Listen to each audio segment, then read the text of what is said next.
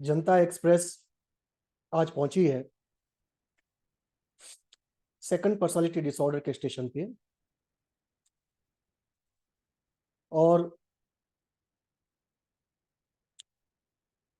आज जिस पर्सनालिटी के बारे में बात करेंगे वो है डिपेंडेंट पर्सनालिटी।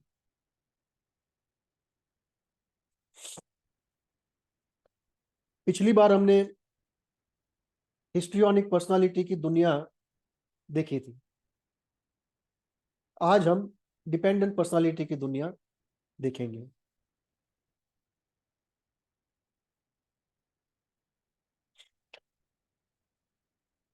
डिपेंडेंट पर्सनालिटी कैसी होती है? डीएसएम को एक बार साइड पे भी रख दें और सामान्य तरीके से समझने की कोशिश करें कि डिपेंडेंट पर्सनालिटी किस तरह की होती है।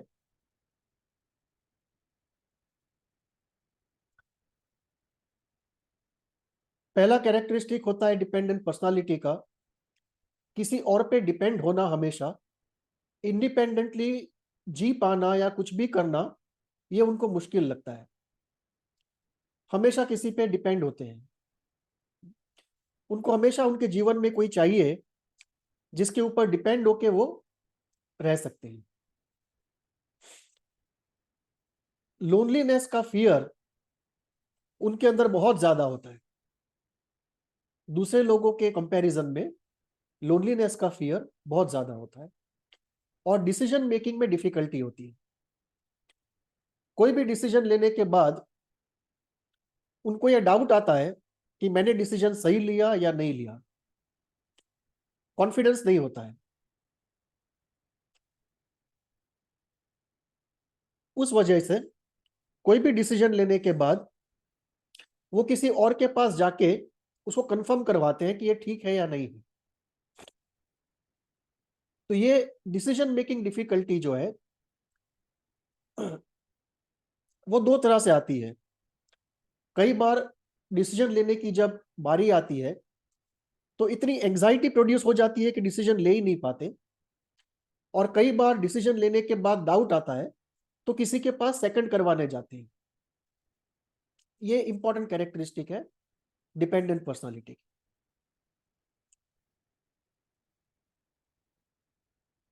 डिपेंडेंट पर्सनालिटी डेस्परेट होती है कि कोई उनको केयर प्रोवाइड करे और एक बेबी की तरह रखे, जिसको कहते हैं नियोनेटल केयर। कि कोई भी उम्र हो, they always want to be treated like a small child and treated like a baby, so they are desperate for care.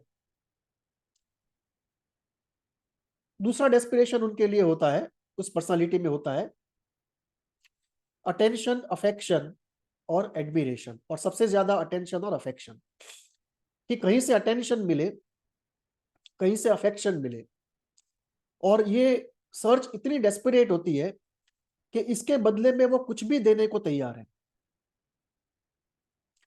इस अटेंशन और अफेक्शन के बदले में वो कुछ भी देने को तैयार है। और अगर अटेंशन अफेक्शन के साथ एडमिरेशन भी जुड़ जाता है तो they just go on cloud nine and they just go crazy in giving to the person anything he wants if he can provide attention, affection and admiration. और ऑफ कोर्स ये बात दूसरे लोग देख लेते हैं और फिर एक्सप्लॉइटेशन शुरू होता है। खास करके नार्सिसिस्टिक लोग इसको एक्सप्लॉइट करते हैं। लेकिन कोई भी एक्सप्लॉइट कर सकता है जब उसको पता चल जाए कि ये आदमी अटेंशन, अफेक्शन, एडमिरेशन के लिए बिल्कुल पागल है और इसके बदले में कुछ भी कर सकता है मेरे लिए, तो फिर एक्सप्लॉइटेशन शुरू हो जाता है। रिलेशनशिप में वो हमेशा सबमिसिव रोल लेते हैं। वो डोमिनेटिंग रोल नहीं ले पाते। हमेशा दूसरों को प्लीज करते रहते हैं इस डर से कि अगर मैंने प्लीज नहीं किया तो मुझे छोड़ के चला जाएगा। और वो जो लोनलीनेस है, जो अफेक्ट वैक्यूम है, जो अटैचमेंट का वैक्यूम है, उस वैक्यूम से ये लोग बहुत घबराते हैं। सबसे बड़ा फियर डिपेंडेंट पर्सनालिटी में जो होता है वो है इमोशनल वैक्यूम का, कि the vacuum is terrifying. and they will do anything, including continuing in an abusive relationship, to avoid a vacuum.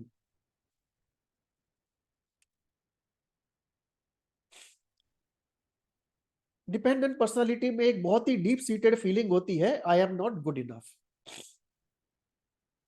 और इस फीलिंग को लेके दो बातें होती है।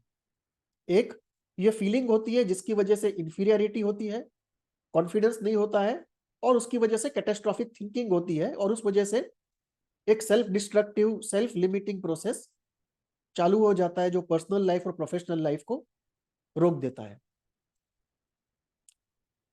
दूसरी इंपॉर्टेंट बात है कि आई एम नॉट गुड इनफ, ये पर्सनालिटी इसलिए भी यूज करते हैं ताकि एंगर और सैडनेस को कवर अप कर लिया जा सके। तो आई एम नॉट गुड इनफ को ये पर्सनालिटी रैशनलाइजेशन के लिए भी यूज करती है,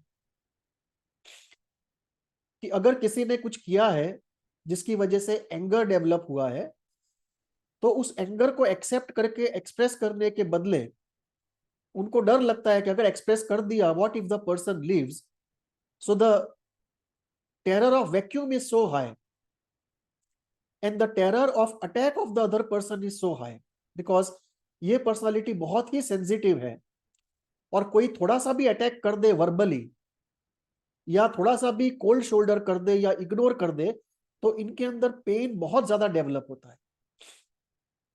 बहुत ही हाई सेंसिटिविटी होती है डिपेंडेंट पर्सनालिटी में, और किसी भी तरह के अटैक, चाहे वर्बल अटैक हो, कोल्ड शोल्डरिंग का अटैक हो, इग्नोरिंग का अटैक हो, अबेंडनमेंट का अटैक हो, किसी भी तरह का अटैक हो, चाहे एक्टिव अटैक या पैसिव अटैक, वर्बल अटैक या नॉन वर्बल अटैक, अटैक से ये लोग इतने घबराते हैं कि सबसे बड़ा डर होता है कि कोई छोड़ के चला जाए और लोनलीनेस आए, वैक्यूम हो जाए। उसके बाद दूसरा डर होता है अटैक का।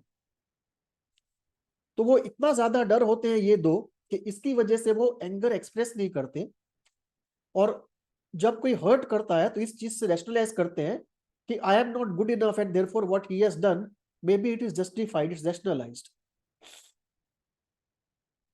सो आई एम नॉट गुड इनफ को ये पर्सनालिटी डिफेंस की तरह भी यूज करते हैं, in order to avoid the terror of loss और attack. This personality finds very high difficulty in separation. किसी भी तरह का सेपरेशन हो, चाहे पेरेंट्स को छोड़ के हॉस्टल जाना हो, एक शहर छोड़ के दूसरे शहर जाना हो, एक ऑफिस को छोड़ के दूसरे ऑफिस में जाना हो, एक सेट ऑफ कलीग्स को छोड़ के दूसरे सेट ऑफ कलीग्स पे जाना हो, एक फ्रेंड सर्कल को छोड़ना हो, किसी भी तरह का सेपरेशन जहां पे अटैचमेंट वीक हो रहा है या ब्रेक हो रहा है, वो ये लोग सहन नहीं कर सकते। So there is a very high difficulty of separation because of dependence. और डिपेंडेंस के रूट में है वैक्यूम का फियर, अटैक का फियर, और वैक्यूम के फियर के रूट में है डेथ का फियर और पेन का फियर। कि जो वैक्यूम का फियर है उसके रूट में है कि I will die if nobody is taking care of me, I can not survive. So the dependent person always feels as though he is 1 year old, कि अगर लोग छोड़ के चले गए तो I can not survive, I will die. So loss के अंदर दो चीजें लॉस के रूट में है, एक फियर ऑफ डेथ और दूसरा फियर ऑफ इमोशनल पेन, कि वो जो छोड़ के जाना है उसका जो इमोशनल पेन है वो अनबेरेबल है। सो लॉस के जो प्राइमरी दो फियर्स हैं डिपेंडेंट पर्सनालिटी के, एक है फियर ऑफ लॉस जिसके रूट में है फियर ऑफ डेथ और फियर ऑफ इमोशनल पेन, और दूसरा है फियर ऑफ अटैक जिसके रूट में है fear of emotional pain. So essentially fear of emotional pain और फियर ऑफ डेथ ये रूट में है डिपेंडेंट पर्सनालिटी। डीएसएम में जो लिखा है उसको अभी साइड में रखते हैं, उसके बारे में हमने पहले डिस्कस कर दिया है, जिसको इंटरेस्ट हो वो साइको एनालिसिस एंड DSM-5, इसके अंदर डिपेंडेंट पर्सनालिटी को लेके जो एपिसोड है उस एपिसोड को देख सकते हैं।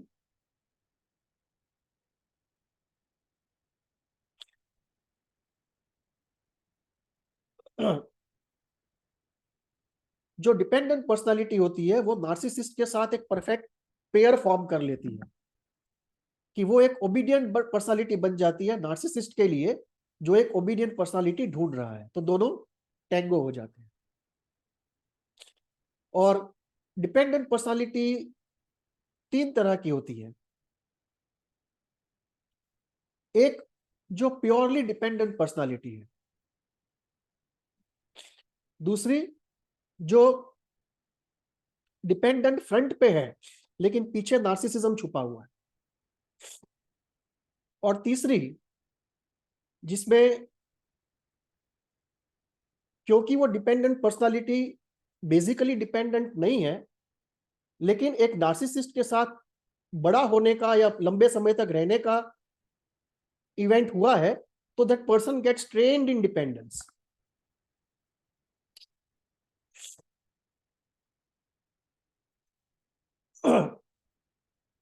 तो 3 तरह के ब्रॉड डिपेंडेंट पर्सनालिटी हम देख सकते हैं, और हर एक के अंदर कंटिन्यूम तो होता ही है, माइल्ड, मॉडरेट, सीवियर का। बट 3 कैटेगरीज हम देख सकते हैं ओवरऑल। वो जो सिर्फ डिपेंडेंट है, वो जो फ्रंट में डिपेंडेंट है और पीछे नार्सिसिज्म छुपा हुआ है, और वो जो बिहेवियर में डिपेंडेंट है, डीप साइकोलॉजिकल लेवल पे डिपेंडेंट नहीं है, बट वो डिपेंडेंस में ट्रेन कर दिए गए हैं क्योंकि वो किसी नार्सिसिस्ट के साथ रहे हैं।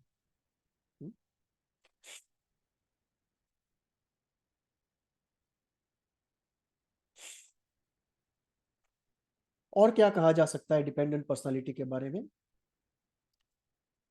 डिपेंडेंट पर्सनालिटी में जो कोर डिफिकल्टी आती है, एक तरह से देखो तो हीलिंग के एंगल से, वो है स्टेबिलिटी ऑफ सेल्फ एस्टीम, कि सेल्फ एस्टीम बहुत ही लो है और उसकी स्टेबिलिटी नहीं रहती है। दूसरा, मूड की स्टेबिलिटी, और रियलिटी कंस्ट्रेंट्स और फ्रीडम का एक डिस्टॉर्टेड अंडरस्टैंडिंग और एक्सेप्टेंस, कि जो कंस्ट्रेंट्स नहीं है उसको एक्सेप्ट करना और मान लेना, और फ्रीडम को गिव अप कर देना। और हाई सेंसिटिविटी की वजह से मूड इंस्टेबिलिटी आती है, कि जब भी कोई अच्छा अटैचमेंट मिलता है तो suddenly you go on cloud 9 और यू गो ऑन क्लाउड -9। सो कोई भी अच्छे आदमी का मिलना या सेपरेट होना सडनली मूड चेंज कर देता है। अटेंशन का मिलना न मिलना मूड चेंज कर देता है। किसी का वर्बल अटैक आना ना आना लंबे समय के लिए मूड चेंज कर देता है। और self esteem is like, it's not on the horizontal plane, it's like this, कि वो हमेशा नीचे जा रही है और बड़ी मुश्किल से यहाँ पे उसको पकड़ के रखा है। ये ऐसे नहीं है सेल्फ एस्टीम। सेल्फ एस्टीम का जो प्लेन है वो ऐसे है।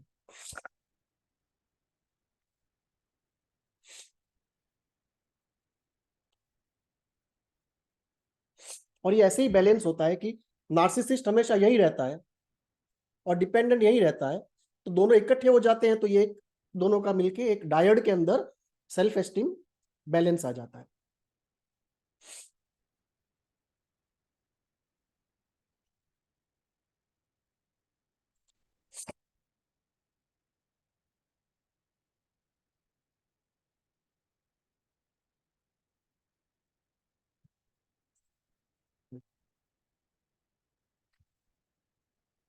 डिपेंडेंट पर्सनालिटी में एक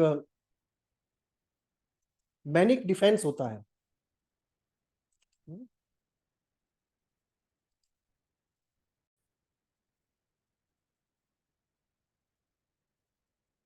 डिपेंडेंट पर्सनालिटी में एक मैनिक डिफेंस होता है, जो नार्सिसिस्टिक में भी होता है, हिस्ट्रियोनिक में भी होता है, बट कंपेयर टू हिस्ट्रियोनिक ये बहुत ही वीक होता है। और it is more rare for the manic defense to activate compared to the histrionic personality. Histrionic की तरह एस्केप फ्रॉम डेडनेस ये भी एक कैरेक्टरिस्टिक होती है, और हिस्ट्रियोनिक की तरह ही उसके ऊपर मैनिक डिफेंस काम करता है। और usually like histrionic personalities, dependent personalities also usually at their root are very cheerful personalities. They may come for dependent, they may come for depression, sorry, most often.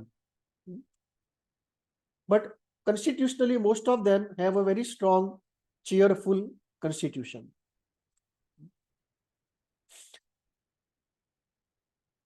कई dependent personality के genesis में, early life experience में, एक depressed mother, sad mother और psychologically dead mother का internalization एक process देखने को मिलता है।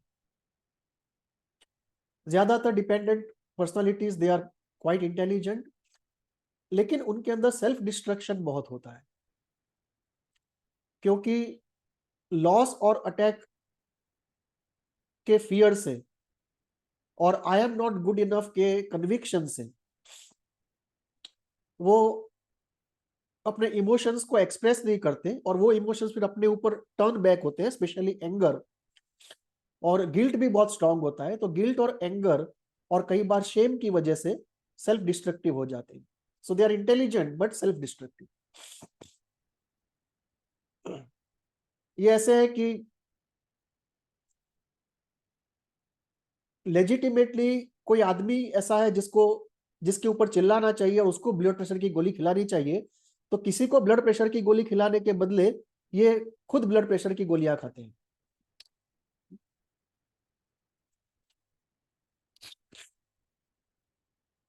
एनवी काफी स्ट्रांग होती है, लेकिन स्कीमिंग नहीं होता है। ये हिस्ट्रियोनिक पर्सनालिटी से एक को डिफरेंस है कि हिस्ट्रियोनिक पर्सनालिटी में भी एनवी बहुत होता है, लेकिन स्कीमिंग बहुत होता है। लाइंग, विथहोल्डिंग ऑफ इंफॉर्मेशन, यहां की बात वहां करना, खुद के सीक्रेट किसी को ना बताना, स्पेशली प्रोफेशनल सीक्रेट्स, दूसरों के सीक्रेट्स जान लेना लेकिन खुद के ना बताना। तो वो जो स्कीमिंग नेचर है हिस्ट्रियोनिक का, वो यहां नहीं है।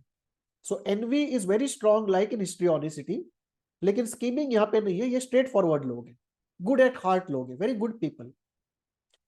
Dependent personalities essentially are very good people, very pure people, very good at heart people, very positive people with lot of positivity, goodness and spirituality.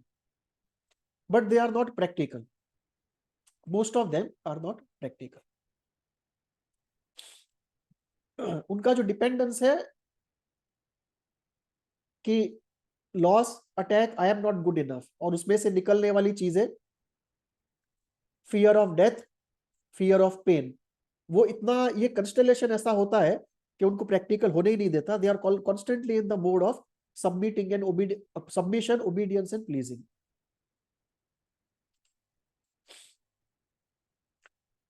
अगर आपके आजू बाजू में कोई डिपेंडेंट पर्सनालिटी होगी तो आपको कैसा लगेगा? एवरीडे लाइफ में अगर आपके चारों तरफ, आपके फैमिली में या ऑफिस में या कॉलेज में अगर कोई डिपेंडेंट पर्सनालिटी है, आपका फ्रेंड है कोई, तो आपको बहुत अच्छा लगेगा। You will feel safe, positive, empowered, powerful, served, क्योंकि ये हमेशा आपको आपको ओबे करेंगे, आपको प्लीज करेंगे, आपकी बात मानेंगे, आपका बुरा नहीं करेंगे, क्योंकि ये दिल के बहुत अच्छे होते हैं। They are do gooders, they are like NGOs, they are good do gooders. और अगर आपके अंदर टैलेंट है और ये आपके साथ आ जाते हैं, तो दे माइट इवन फाइनेंस और provide social support for your success. वो लोग आपको खुश रखेंगे खुद के नुकसान होने पर भी। वो लोग काफी, ये पर्सनालिटी काफी सेल्फलेस है और सबमिसिव है।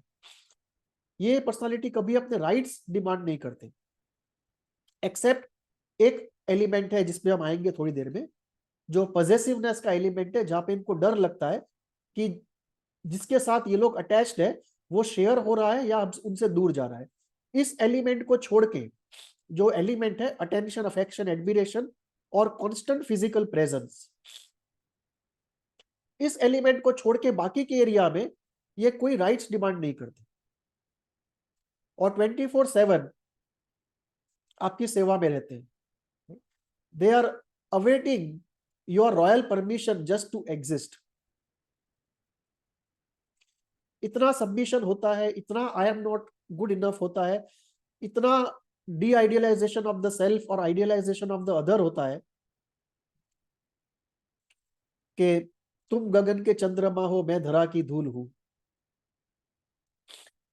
तो ये इतना ज्यादा आइडियलाइजेशन और डी आइडियलाइजेशन होता है कि जो रूट में होता है डिपेंडेंट पर्सनालिटी के, वो ये होता है, I don't even have a right to exist.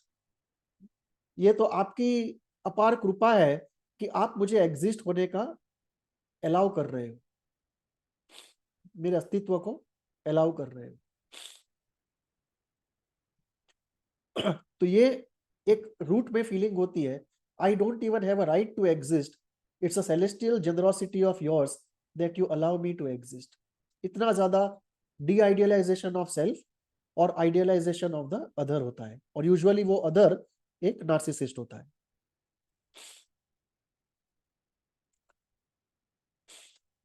तो पहले हमने देखे पॉजिटिव एस्पेक्ट्स कि अगर आपके नजदीक कोई डिपेंडेंट पर्सनालिटी है तो पॉजिटिव एक्सपीरियंसेस क्या होंगे आपके, तो वो हमने यहाँ पे पॉजिटिव एक्सपीरियंसेस देखे। अब हम देखते हैं नेगेटिव एक्सपीरियंसेस।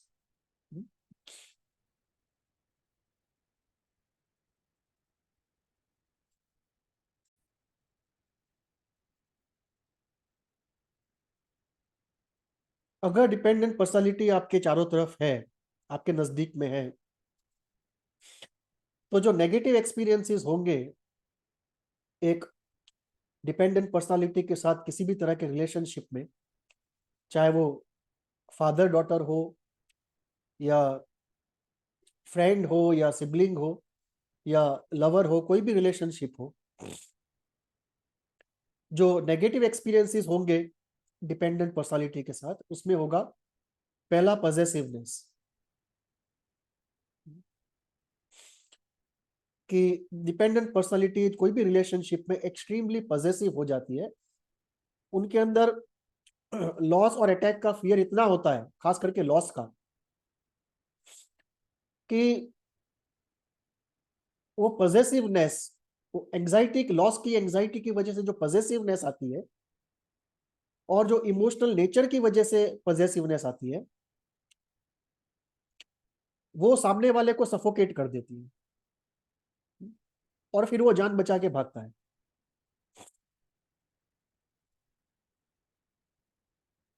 दूसरा होता है एनवी और जेलसी, कि आप जिसके साथ भी डिपेंडेंट पर्सनालिटी है, उसका किसी और के साथ कोई भी रिलेशनशिप हो तो उससे एक्सट्रीम एनवी और जेलसी आती है।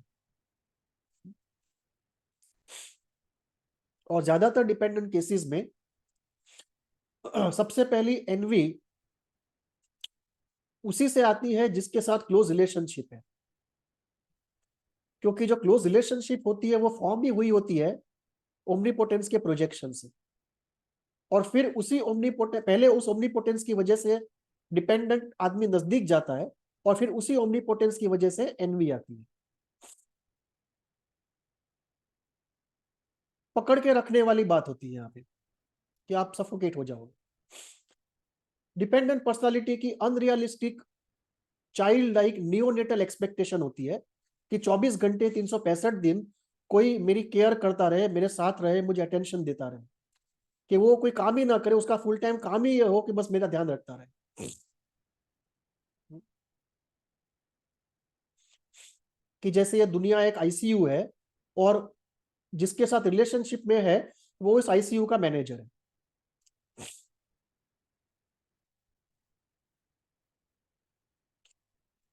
कई बार डिपेंडेंट पर्सनालिटी अटेंशन सीकिंग के लिए काफी ड्रामेटिक काम करते हैं, और उसमें सबसे कॉमन होता है द वुंडेड हीरो, कि देखो मेरे साथ क्या क्या हो रहा है, मैं कैसा बड़ा विक्टिम हूं, कि मैं कुछ भी नहीं करता हूं और लोग मेरे साथ कैसा करते हैं। तो he is a great person who is wounded by the world, जो सच है।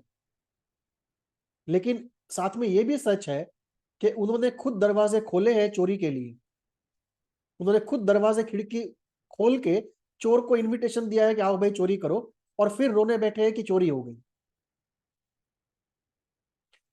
कि लोगों ने उनको हर्ट किया है वो सही है, लेकिन बाउंड्री न ड्रॉ करके, लोगों को यह एहसास दिला के कि they can get away with anything,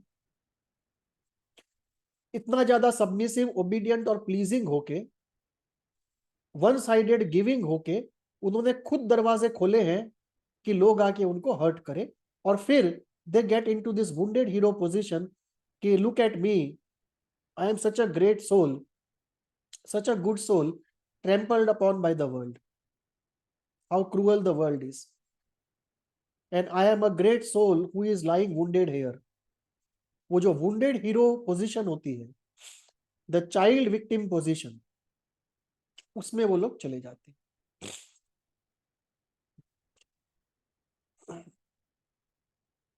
hero worship बहुत ही स्ट्रांग होती है,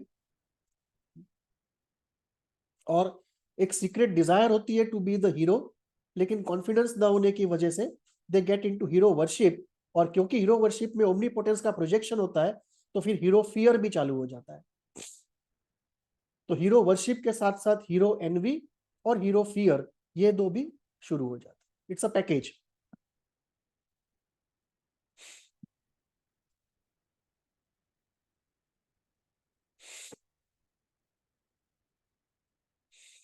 और क्या कहा जा सकता है डिपेंडेंट पर्सनालिटी के बारे में?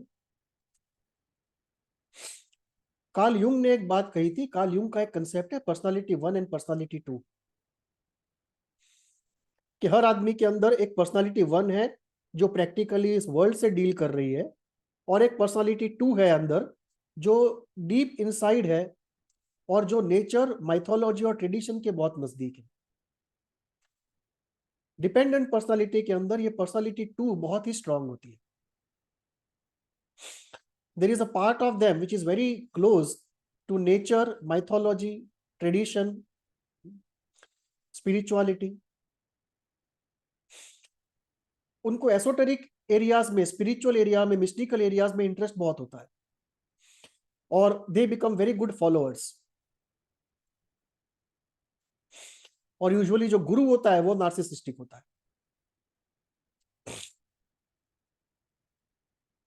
कार्मिक एंगल से देखा जाए तो वो लोग अपना इवोल्यूशन फास्ट करने के लिए बहुत सारा कार्मिक डेट एक ही इनकारनेशन में रिपे कर रहे हैं।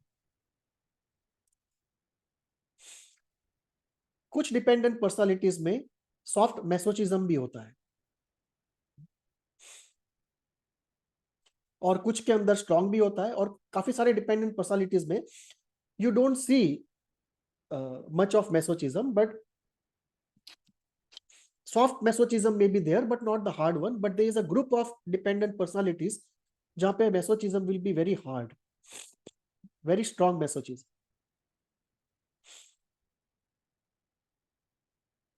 So masochism के बारे में अगर देखा जाए तो histrionic के साथ they come very close, both of them have strong masochistic tendencies.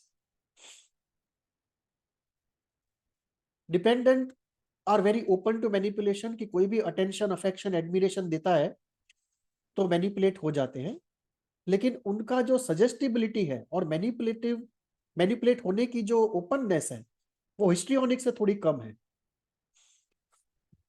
Most of them are in a tragic holding state, कि they are in a tragic state but they don't want to come out.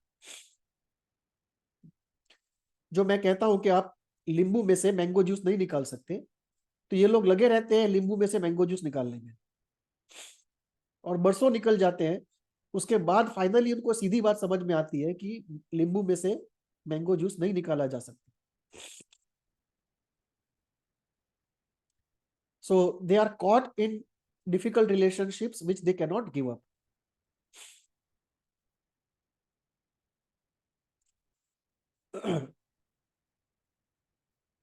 Compared to histrionic, they have less failed relationships, but still they have multiple failed relationships.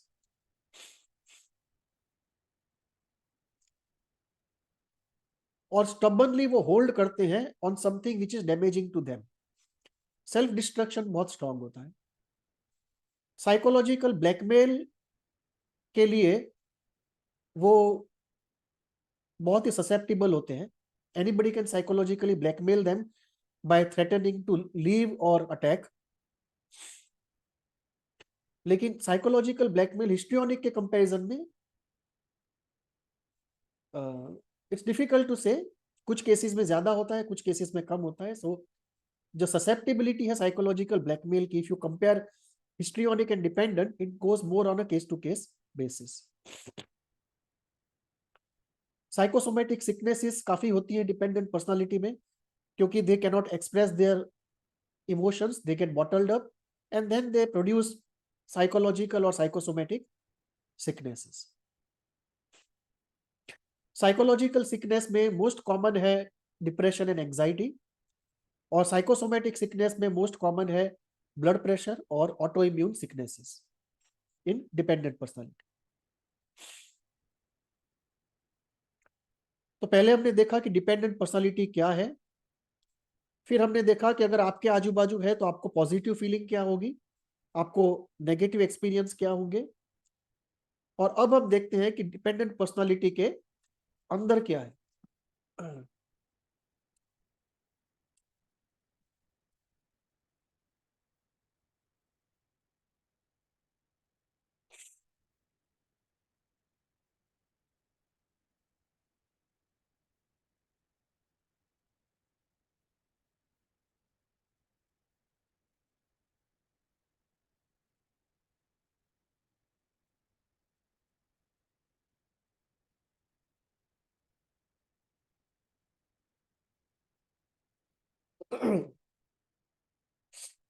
Psycho एनालिटी sorry psycho analytically जब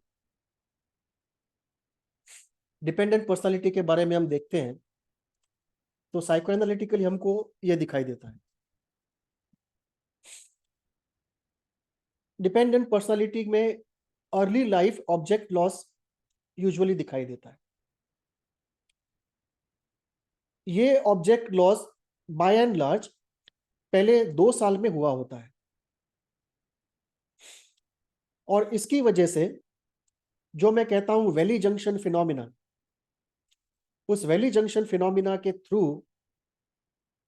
आदमी गुजरता है, और early life object loss की वजह से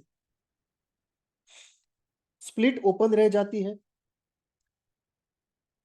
positive और negative omnipotence के प्रोजेक्शंस रहते हैं,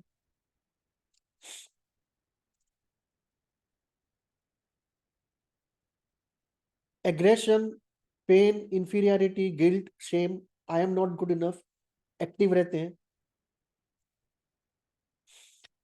और जितनी जल्दी ऑब्जेक्ट लॉस हुआ होता है उतना स्ट्रॉन्ग डिपेंडेंस हमको देखने मिलता है.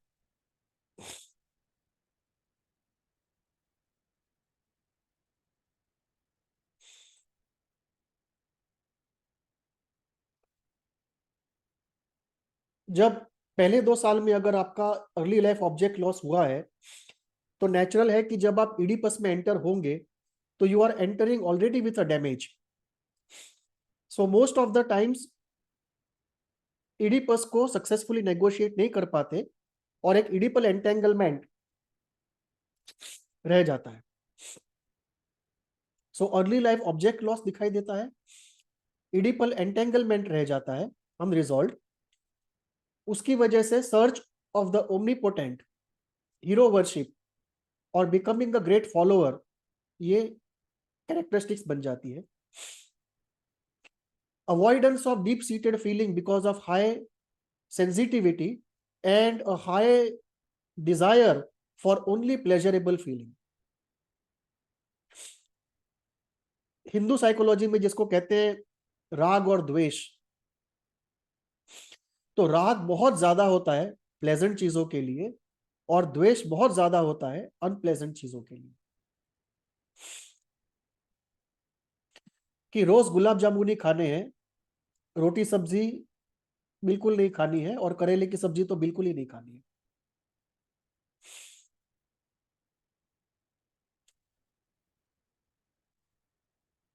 डीप सीटेड फीलिंग के अवॉइडेंस में लॉस और अटैक का प्रॉब्लम भी रहता है. गिल्ट का भी प्रॉब्लम रहता है, गिल्ट काफी होता है. डिपेंडेंट पर्सनालिटी में।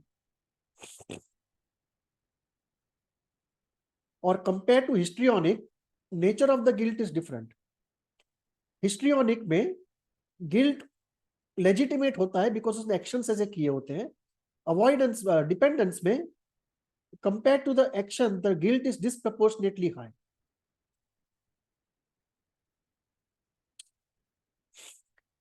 अपने मैसोचिज्म और सफरिंग को ये पर्सनालिटी रैशनलाइज करती रहती है और हमेशा एक सेंसिटिव, पॉजिटिव, काइंड, लविंग और स्पिरिचुअल टाइप के आदमी की तलाश में रहती है, और आदमी हो तो औरत की तलाश में रहता है।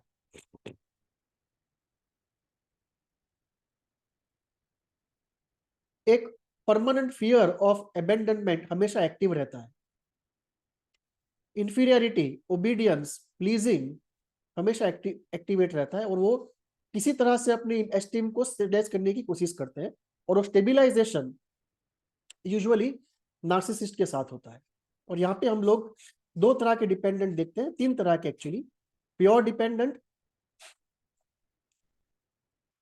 वो डिपेंडेंट जिसके पीछे नार्सिसिज्म है।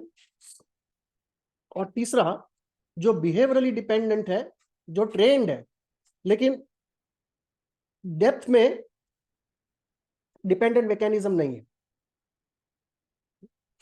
वो ट्रेन हो गया है क्योंकि वो नार्सिसिस्ट के साथ रहा है।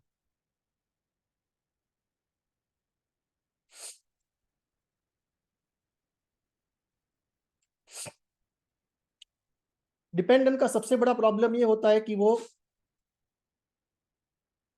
एक सेफ और हेल्दी अटैचमेंट पोर्टफोलियो नहीं बना पाते। वो हमेशा एक ही आदमी में इन्वेस्ट करते हैं और डिपेंडेंट हो जाते हैं, और फिर एनवी होती है, जेलसी होती है, एंग्जाइटी होती है, क्योंकि सारा इन्वेस्टमेंट एक ही आदमी में है। उनको बता भी दिया जाए कि उनका सॉल्यूशन ये है कि 5-7 लोगों में इमोशनल इन्वेस्ट करो ताकि कोई एक चला जाए तो यू कैन स्टिल स्टेबिलाईज, जानते हुए भी कि ये उनका सॉल्यूशन है, वो सॉल्यूशन को इंप्लीमेंट नहीं करते क्योंकि वो ओमनीपोटेंस की तलाश में है। डिपेंडेंट पर्सनालिटी का जो सॉल्यूशन है, उसकी जो तलाश है उससे ज्यादा स्ट्रॉन्ग तलाश ओमनीपोटेंस की है। इसलिए जानते हुए भी कि सॉल्यूशन क्या है, वो सॉल्यूशन को इंप्लीमेंट नहीं करते क्योंकि अभी उनका दिल भरा नहीं है related to omnipotence. Sorry.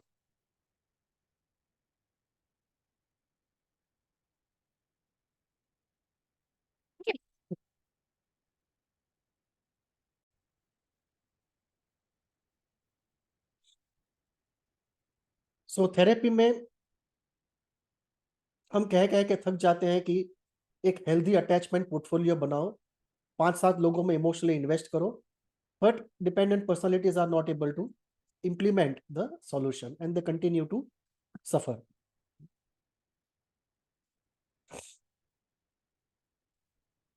Death anxiety बहुत ज्यादा होती है, पेन एंजाइटी बहुत ज्यादा होती है, और एक एंजाइटी ये रहती है ओमनीपोटेंस के प्रोजेक्शन की वजह से कि अगर ये चला गया तो इसके जैसा दूसरा कोई नहीं मिलेगा, और जितनी बार भी अटैचमेंट होता है हर बार यही फीलिंग होती है। और उसका रीजन है ओमनीपोटेंस का प्रोजेक्शन, ये नहीं कि सामने वाले में क्या है, लेकिन ये कि उस पर प्रोजेक्टेड क्या है। कैटेस्ट्रॉफिक थिंकिंग के कुछ बुरा हो जाएगा और मैं कहीं का नहीं रहूंगा, फियर ऑफ डेस्टिट्यूशन के जो है सब चला जाएगा और मैं एक भिखारी की कंडीशन में आ जाऊंगा, रास्ते पे बैठूंगा, सब लोग रोटियां फेंकेंगे, ह्यूमिलिएट करेंगे।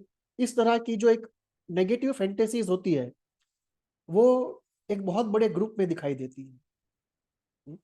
The fear of losing everything, fear of destitution, fear of humiliation, fear of social humiliation, और fear of something wrong happening. और अकेलेपन की बहुत एंजाइटी होती है, इसलिए जिसको विनेकॉट कहते हैं the capacity to be alone, वो डेवलप करना बहुत जरूरी है इस पर्सनालिटी के लिए। The capacity to be alone, उसको डेवलप करना बहुत जरूरी है, क्योंकि डिपेंडेंट हमेशा सब कुछ दबा के रखता है अपने अंदर, लॉस और अटैक की फियर की वजह से, जब वो बॉटल्ड अप फीलिंग्स अनबेरेबल हो जाती है तो एक्सप्लोजन्स होते हैं। और जब वो रिवेंज की भावना फुलफिल नहीं हो पाती है तो फीलिंग्स खुद के ऊपर आती है और साइकोलॉजिकल या साइकोसोमेटिक सिम्टम्स प्रोड्यूस करती है। Guilt is very strong, split is open, और ओपन होने की वजह से एक जो जिसके ऊपर प्रोजेक्ट होता है ओमनीपोटेंस, पॉजिटिव ओमनीपोटेंस, उसके प्रेजेंस में उसके आजू बाजू एक स्प्लेंडर दिखाई देता है। और जो डिपेंडेंट पर्सनालिटी है, that personality is dazzled by the splendour, और उसके प्रेजेंस में एक्सटेसी की फीलिंग होती है। सो अनकॉन्शियस लेवल पे there is a dazzle of the splendour and there is ecstasy while being in the relationship when the positive omnipotent projection is on। उसी तरह से जब नेगेटिव ओमनीपोटेंस का प्रोजेक्शन आता है, बिकॉज स्प्लिट इज ओपन तो दोनों आएगा अल्टरनेटली, तो जब नेगेटिव ओमनीपोटेंस का प्रोजेक्शन आता है तो फिर टेरर आता है और एंजाइटी आती है कि जिसके ऊपर ये प्रोजेक्शन होता है उससे ही आदमी इतना घबराता है कि उसके नजदीक भी नहीं जाएगा। वो जिस क्लास में बैठा है उस क्लास में नहीं जाएगा, वो लिफ्ट में बैठा है लिफ्ट में नहीं जाएगा, वो रेस्टोरेंट में बैठा है तो रेस्टोरेंट में नहीं जाएगा। साइकोसोमेटिक और साइकोलॉजिकल सिकनेस एपिसोडिक ज्यादातर डिपेंडेंट पर्सनालिटी के साथ जाती है। बहुत कम डिपेंडेंट पर्सनालिटीज ऐसी होगी जिसके अंदर एपिसोडिक सिकनेस या साइकोसोमेटिक सिकनेस नहीं होगी। साइकोलॉजिकली एंजाइटी और डिप्रेशन मोस्ट कॉमन है, और बायोलॉजिकली ब्लड प्रेशर और ऑटो इम्यून सिकनेसेस ये कॉमन है डिपेंडेंट पर्सनालिटी में।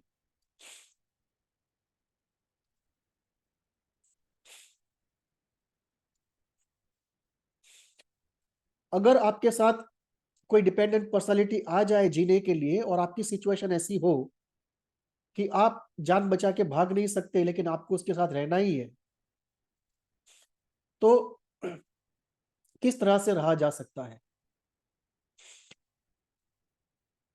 I think I should correct my self. जो अच्छे डिपेंडेंट हैं, जिनके अंदर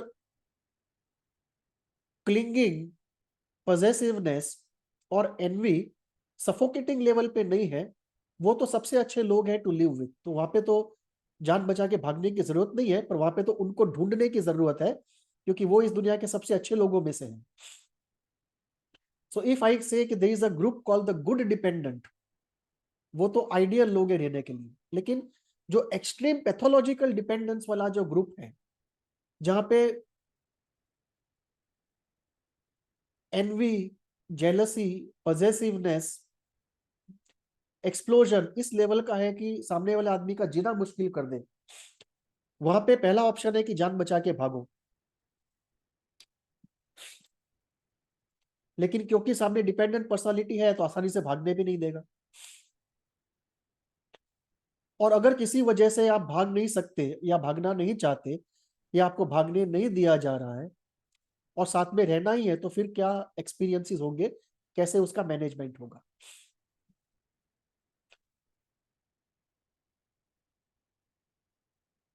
पहला, कि अगर गुड डिपेंडेंट है तो यू आर लकी, तो उस आदमी को थोड़ा बहुत ट्रेन करो अपने हिसाब से, अपने प्रेफरेंसेस में, and hold on, don't let it go, these are very precious people.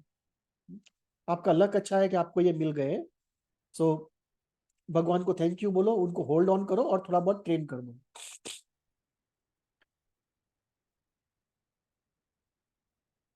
ये लोग बहुत ही सिंपल होते हैं, सजेस्टिबल होते हैं, चाइल्ड लाइक होते हैं, और इस वजह से कई लोग पैसे इनसे एक्सट्रैक्ट करते हैं या कोई भी फेवर एक्सट्रैक्ट करते हैं। उस चीज के लिए इनको ट्रेन करना जरूरी है कि दूसरे कोई भी लोग इनसे पैसे एक्सट्रैक्ट ना करें या कोई भी दूसरे तरीके का बेनिफिट एक्सट्रैक्ट ना करें। तो अगर आपके साथ कोई अच्छा डिपेंडेंट है तो hold on and train that person into your preferences and into this kind of skills so nobody exploits him. Professionally, put that person into NGO, holistic healing, or train him as a therapist, or train him as your right hand man. He'll be very loyal. So this is one part. Second, if you get a pathological dependent, तो फिर long term therapy की जरूरत है, और उसमें psychoanalytic और CBT दोनों therapy काम करती है। स्पेसिफिकली सीबीटी के लिए कैटेगरी बहुत ही अच्छी है, because they are very obedient and dependent. Obedient because of their dependence, they are very obedient, so they will do the homework religiously. Therapy के अंदर it is always better to have the same gender therapist, otherwise they can fall for the therapist.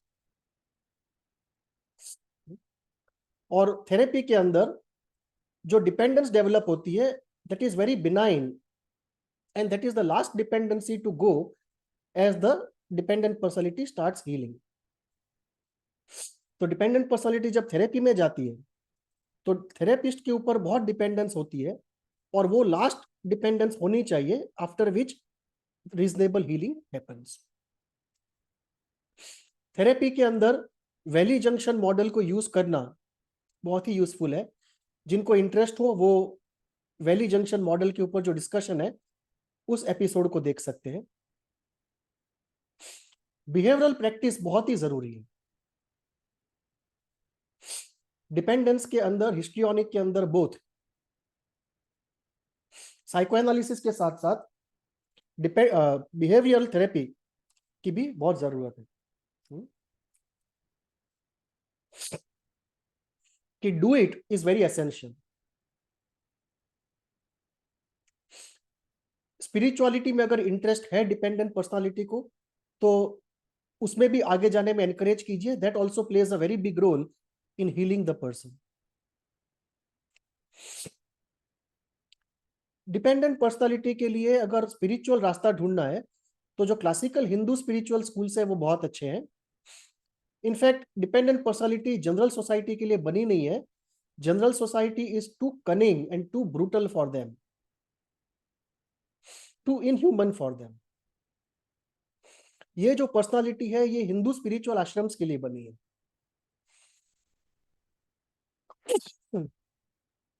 Sorry, ये personality Osho आश्रम के लिए भी नहीं बनी है। Sorry,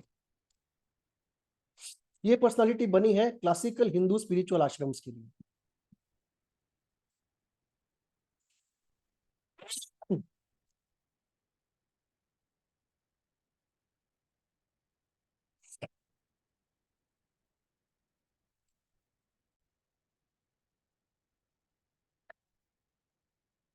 dependent personality spiritually I है स्ट्रॉन्ग कार्मिक रिलीज के लिए, एक्सेलरेटेड इवोल्यूशन के लिए, and they are giving to everyone. They are very good people, they are very giving. उनका खाली पॉजेसिवनेस, एनवी और ओकेजनल एक्सप्लोजन निकाल दो, और जो सेल्फ डिस्ट्रक्शन है उसकी वजह से जो भागदौड़ होती है वो निकाल दो। So these are people of golden heart, they are people of gold, they are very giving to everyone. अगर डिपेंडेंट पर्सनालिटी के गुड और रिसोर्सफुल पेरेंट्स है, अच्छी थेरेपी मिलती है साइकोएनालिटिक एंड बिहेवियरल, अच्छा गाइडेंस मिलता है और मेंटरशिप मिलती है जॉब में, तो एक बहुत ही अच्छी ऑप्टिमम लाइफ जी सकते हैं। और मैं पैथोलॉजिकल डिपेंडेंस की बात कर रहा हूँ। जो पैथोलॉजिकली डिपेंडेंट नहीं है वो तो वैसे भी ऑप्टिमम लाइफ जीते ही हैं।